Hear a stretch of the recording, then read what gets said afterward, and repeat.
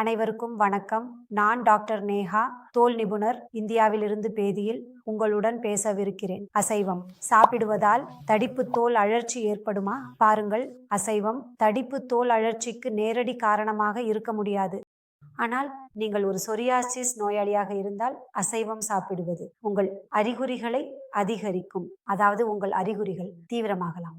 உங்கள் அனைவரும் அறிந்திருப்பது போல சோரியாசிஸ் என்பது ஒரு நோயாகும். இதன் துல்லியமான காரணம் இன்னும் கண்டறியப்படவில்லை.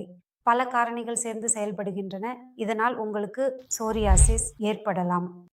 சுற்றுச்சூழல் காரணிகள், வாழ்க்கை முறை காரணிகள் மற்றும் மரபணு காரணிகளும் உள்ளன.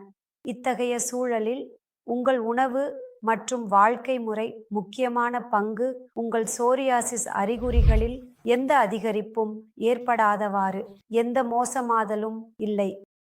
இத்தகைய சூழலில் ஒரு முக்கியமான அளவுகோல் அசைவ உணவாகும். அசைவ உணவை உண்பதால் உங்கள் அறிகுறிகளின் முறைமைகளில் மோசமாதல், அதாவது அதிகரிப்பு ஏற்படலாம் மற்றும் உங்கள் நிலைமை மேலும் மோசமடையலாம். அசைவ உணவை உண்பதால் ஏன் இப்படி நடக்கிறது?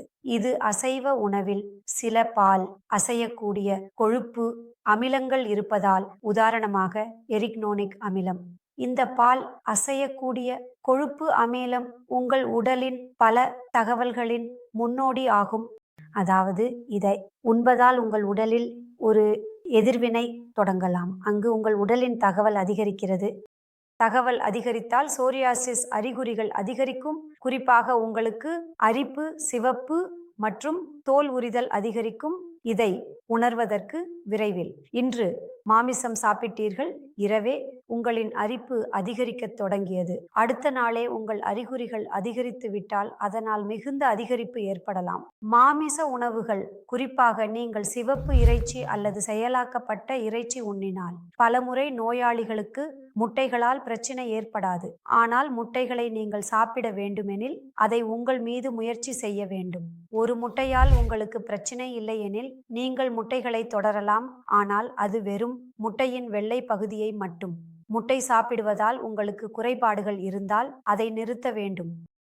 சோரியாசிஸ் நோயாளிகளுக்கு மாமிச உணவு பரிந்துரைக்கப்படவில்லை. நீங்கள் ஏற்கனவே மாமிசம் சாப்பிடுகிறீர்கள், அதற்கு அடிமையாக இருக்கிறீர்கள். அதை விரும்பினால் உணவில் மாற்று வழிகளை கண்டுபிடிக்க வேண்டும். உங்கள் சுவை மாறாது, உங்கள் புரத தேவையும் பூர்த்தி செய்யப்படும். இச்சூழலில் பருப்பு ஒரு மிகச்சிறந்த விருப்பமாக இருக்கும். அதேவேளை நீங்கள் டோஃபு, சோயா புரதம் போன்ற அனைத்து மூலங்களையும் எடுத்துக்கொள்ளலாம். இந்த வீடியோவின் மூலம் புரிந்து கொண்டிருப்பீர்கள் நம்புகிறேன். சோரியாசிஸ் நோயாளி மாமிச உணவை எடுத்துக்கொள்ளக்கூடாது. நன்றி.